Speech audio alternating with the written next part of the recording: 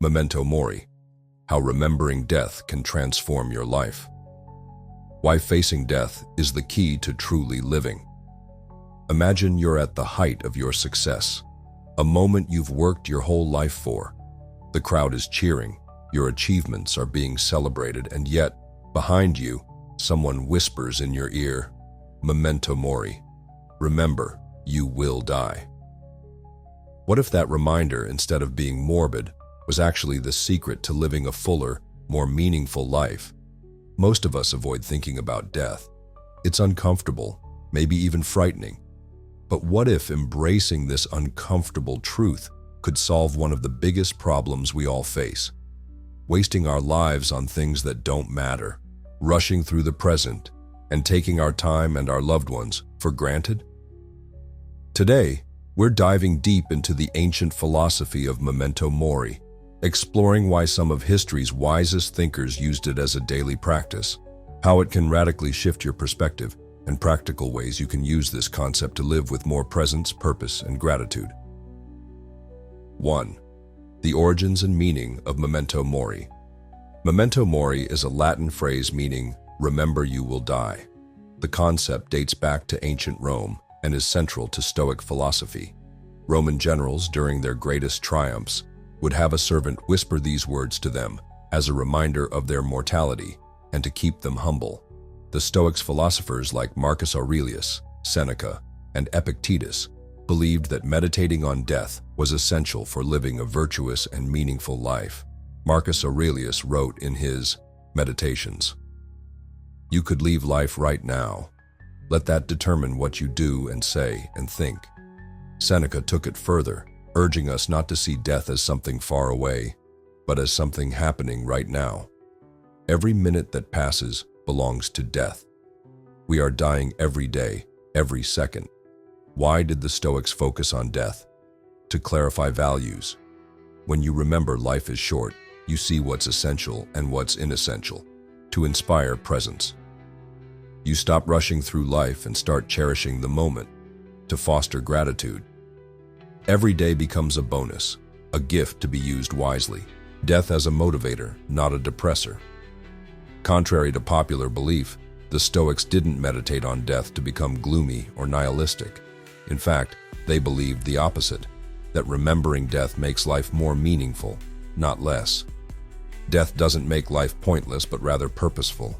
And fortunately, we don't have to nearly die to tap into this. A simple reminder can bring us closer to living the life we want. By accepting our mortality, we stop wasting time on resentment, bitterness, and trivial pursuits. We become more present with our loved ones, more focused on what matters, and less likely to put things off. The paradox of mortality. Fear of death leads to wasted life. We're anxious about dying, but we waste our days as if we had an endless supply. Acceptance of death leads to freedom. By facing death, we become free to live fully, take risks, and appreciate the present. Memento Mori in practice, stories and analogies. The coin and the calendar. Ryan Holiday, a modern Stoic author, carries a Memento Mori coin in his pocket.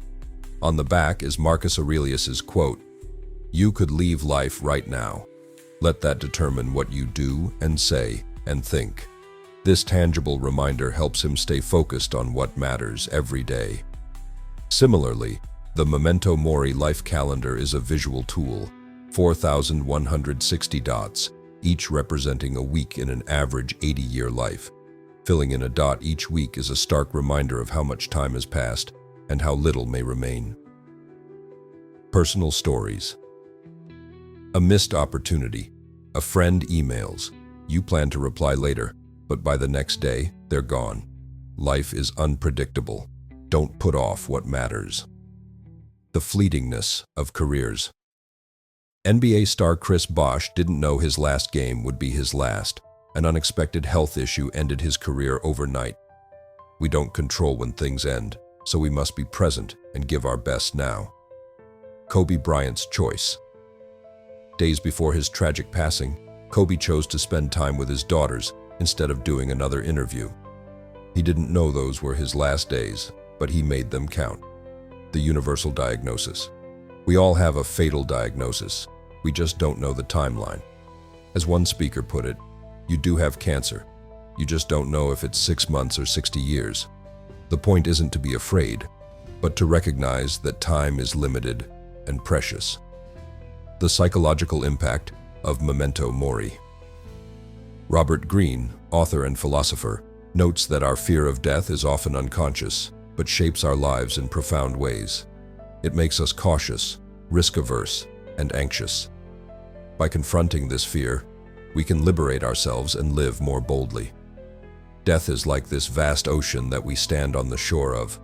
Most animals are not aware of their mortality. We are the only species, as far as we know, that's aware of its mortality, and we humans have the ability to explore things to conquer our fear. The Stoic test. What are you afraid to lose? Marcus Aurelius challenges us to ask, am I afraid of death because I won't be able to do one anymore? Fill in the blank. Often the things we fear losing are trivial: watching TV, scrolling our phones, sitting in traffic. Why waste precious time on these things? Seneca adds, you're afraid of dying, but how is the way that you're living any different from being dead? If we're not truly living, being present, loving, creating, exploring, then we're already wasting the gift of life. Practical tips. How to implement Memento Mori in your life. 1. Daily reflection. Morning reminder. Upon waking, remind yourself, today is a bonus. I'm playing with house money. Evening review. Before bed, ask, did I use today well? If this were my last day, would I be satisfied with how I spent it? Use physical reminders. Carry a coin or token, a Memento Mori. Coin or medallion in your pocket can serve as a tangible reminder throughout the day. Display a calendar. Use a Memento Mori life calendar to visualize your weeks. Each dot filled is a week you'll never get back. Make it count. 3. Practice presence. With loved ones, when with family or friends, put away distractions. Remind yourself, they may not be here tomorrow. Be present now. In daily tasks, even mundane activities matter. Don't rush through them. Experience them fully, as they are part of your finite life. 4th, prioritize what matters. Identify essentials. Ask yourself, if I knew I had limited time, what would I focus on? What would I let go? Cut out the trivial. Stop spending time on things that don't add value or joy to your life. 5. Let go of grudges and regrets. Forgive quickly. Don't go to bed angry. Life is too short to hold on to resentment. Express appreciation. Tell people you love them, thank them, and appreciate them while you can. 6. Take calculated risks. Don't let fear hold you back. Remembering death can help you overcome the fear of failure and take bold steps toward your goals. Live deliberately. Don't postpone your dreams. Start now, even in small ways. 7. Balance ambition with presence. Work hard, but not at the expense of life. Ambition is good, but don't let it steal time from what matters most. Relationships, experiences, presence. Ask, what am I rushing towards? Often we're hurrying toward death. Slow down and savor the journey. 8. Meditate on mortality. Regularly reflect. Take a moment each day to consider your mortality. This isn't about being morbid, but about gaining perspective and gratitude. Use journaling. Write about what you'd do if you had a year, a month, or a day left. What would change? Why wait? Call to action. Make every moment count. You can't control how much time you have, but you can control how you use it. Start today. Carry a reminder of your mortality, a coin, a note, a calendar. Take a moment each morning and night to reflect on the gift of another day. Be present with the people you love. Stop wasting time on what doesn't matter. Take the risk, say the words, make the change you've been postponing. Memento Mori isn't about fearing death. It's about loving life. It's about living so fully, so intentionally, that when your time does come, you can look back and say, I didn't waste it. So what will you do with your precious time? The clock is ticking. Make it count.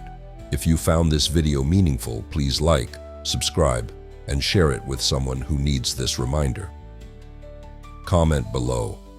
What will you do differently today, knowing that your time is limited? Let's inspire each other to live more fully together. Remember, you could leave life right now. Let that determine what you do and say and think.